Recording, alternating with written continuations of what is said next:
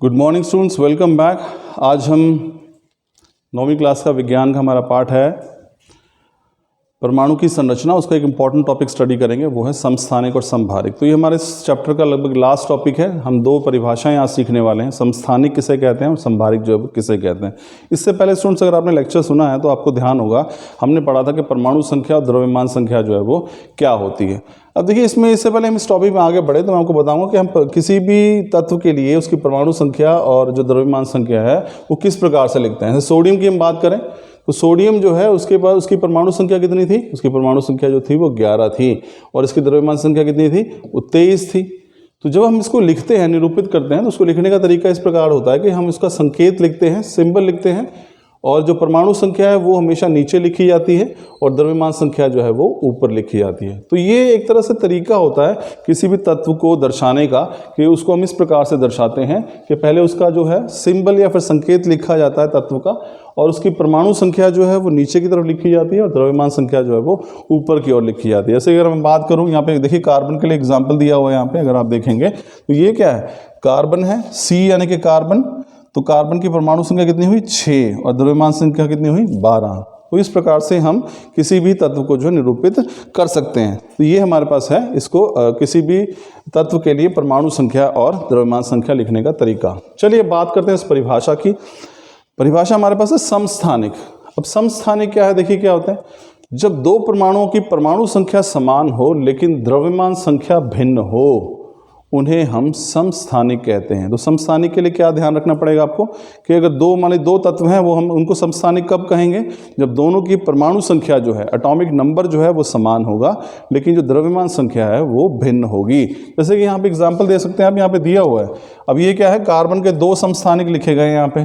तो पहला समस्थानिक क्या है? ये कार्बन, ये दूसरा भी कार्बन है। परमाणु दोनों समान है, ध्यान रखिए। समस्थानिक जो है वो दोनों का सूत्र एक ही होगा। अगर मैं कार्बन के समस्थानिक कह रहा हूँ तो सभी का सूत्र कार्बन कार्बन कार्बन ही है। तो उसमें हमारे पास क्या है? परमाणु संख्या समान है। आप देखिए इस कार्बन की परमाणु संख्या कितनी है? 6। अभी मैंने आपको बताया था कि परमाणु संख्या किसी भी तत्व के नीचे की ओर लिखी जाती है, लेकिन दोनों की द्रव्यमान संख्या अलग है। इसके पास इसकी द्रव्यमान संख्या कितनी है? 12, और इसकी कितनी है? 14। तो ऐसे हमारे पास परमाणु जिनकी परमाणु संख्या जो है वो समान हो, जैसे दोनों के लिए 6 है, लेकिन द्रव्यमान संख्या भिन्न हो, जैसे एक की 12 है दूसरे की 14 है, तो ऐसा जो हमारे पास पेयर जो बन के सामने आ रहा है, पेयर भी हो सकता है, वो 3 भी हो सकते हैं, तो उनको हम बोलेंगे समस्थानिक। अब अगर हम बात करें हाइड्रोजन की, तो हाइड्रोजन के लिए भी हमारे पास 3 समस्थानिक हैं। मैं इसके बारे में आपको बताता हूँ थोड़ा सा। हाइड्रोजन जो है इसके भी 3 समस्थानिक है। हम कैसे? 3 समस्थानिक कौन से हैं? 1H1, दूसरा समस्थानिक है 1H2, और तीसरा समस्थानिक है 1H3। तो तीनों एक ही तत्व हैं क्योंकि सभी की परमाणु संख्या कितनी है? 1, 1 और 1। लेकिन ये समस्थानिक है क्योंकि एक की परमाणु संख्या 1 है, दूसरे की परमाणु संख्या 2 है, और तीसरे की परमाणु संख्या जो है वो 3 है। तो ऐसे जो परमाणु होते हैं जिनकी परमाणु संख्या समान होती है लेकिन द्रव्यमान संख्या भिन्न होती है, उनको हम समस्थानिक कहते हैं। अब इसी को थोड़ा सा हम पलट भी सकते हैं। अगर आप देखिए, नई परिभाषा आपके सामने आ गई है, संभारिक।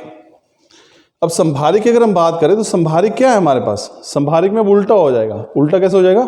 अब परमाणु संख्या जो है भिन्न होगी लेकिन द्रव्यमान संख्या जो है वो समान हो जाएगी, जैसे उनको हम संभारिक कहेंगे। संभारिक क्या है?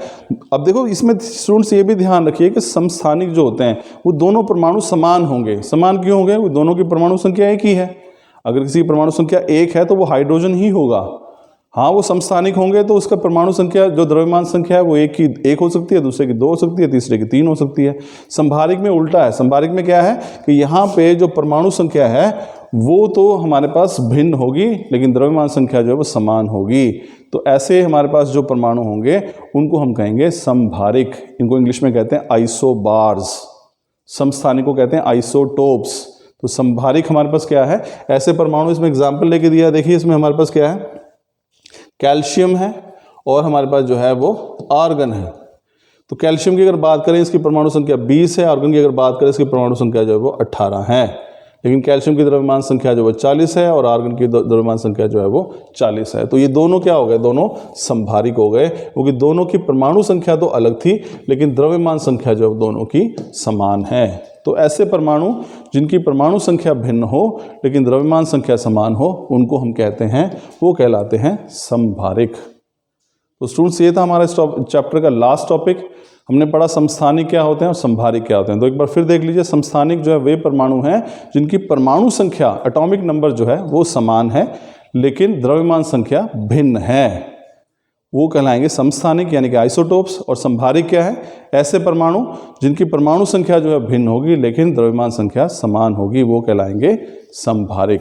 तो हम श्योर स्टूडेंट्स आपको चैप्टर भी समझ में आया होगा और ये लास्ट टॉपिक था। Thank you.